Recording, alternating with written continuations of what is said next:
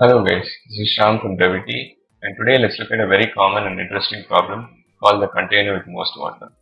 So let's first understand the problem, then we look at ways to solve it and come up with an efficient approach to do so. In this problem, we're given an array. Now each element of this array represents the height of the vertical lines here.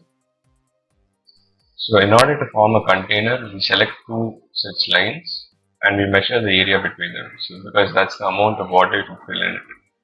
So for the area, we first need the height. The height here is the minimum of the two vertical lines, the height of the minimum of the two, and then the width here is basically the difference between the indexes. Here it's r minus l, and once we have that, we can calculate the area.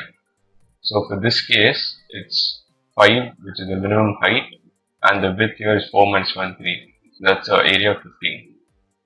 So what we have to do finally is to find out the container with most water, which means you have to find out the maximum area here. First, let's look at the naive approach. This is probably the first thing that comes to our mind. Because we can find out a container by selecting any two vertical lines, we can find out all such containers by taking all combinations, selecting two lines. And then we can find out the areas in this case, and we'll have to find out the maximum of all that. This will give us the final output. So the way we do that is we have one fixed end at L, which is at start index in this case, and then we have R as L plus 1. So this will give us one container. Then we move R in this case to get the next container, and we keep doing this till R has reached the end. So now we find out all containers starting at index 0. Then we move L and have R at L plus 1. And then we keep repeating this till R has reached the end, and we keep finding out all such combinations till both of those has reached the end. Now we have the areas of all containers, and we can find out the maximum one. So like you've noticed in this case, L had to move from the start of the array till the end. Now this is an array of length n, and for each position of L, we have to move R from L plus 1 till the end.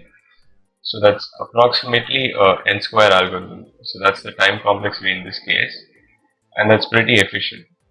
Now this approach would work for smaller values of n, but for larger sizes of the array, it's obviously going to fail and you'll get a time limited exceeded message.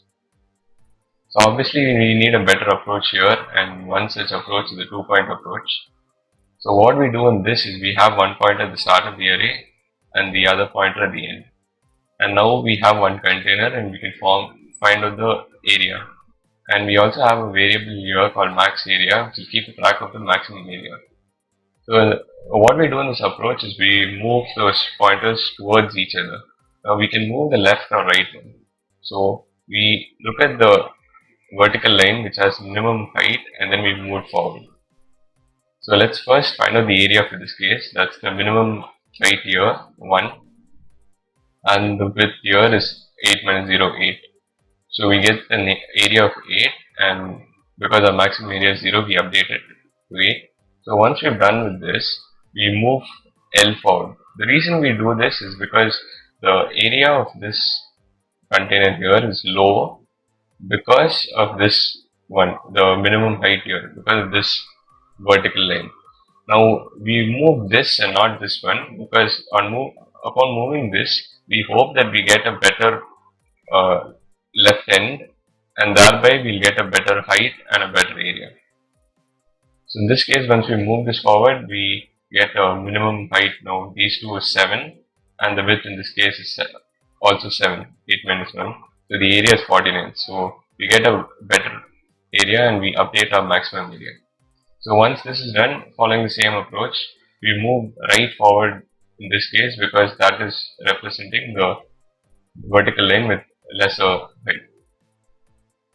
And we calculate the area in this case, and we see it's 18, and because the right end is again the smaller one, we move that forward and we calculate the area, and that's 40, and it's still not greater than the maximum area. So in this case, we have both the heights equal. So we can either move the left one forward or the right one forward, it doesn't matter. In this case, we move the right one forward, and we calculate the area, that's 16, still hasn't updated. So we keep doing this until we reach a point where R is L plus 1. So in this case, if we move L forward or R forward, the width will become 0. So you obviously won't get a better area. So this is where the condition terminates. Sorry, the loop terminates because of the condition, and we get a final maximum area of 49. So in this approach, we start with L at one end and we keep moving it forward, and then we start with R at the other end and we keep moving it forward too, until the point that they both almost intersect. So we only had to sweep the array once to find out the maximum area, and for that reason, it's a linear time complexity algorithm, that is O of n, and it's quite efficient. So this approach would work well even for larger values of n. So that's it for this video. If you have any doubts, leave it in the comments below, or you can head over to our Discord group. Thank you for watching.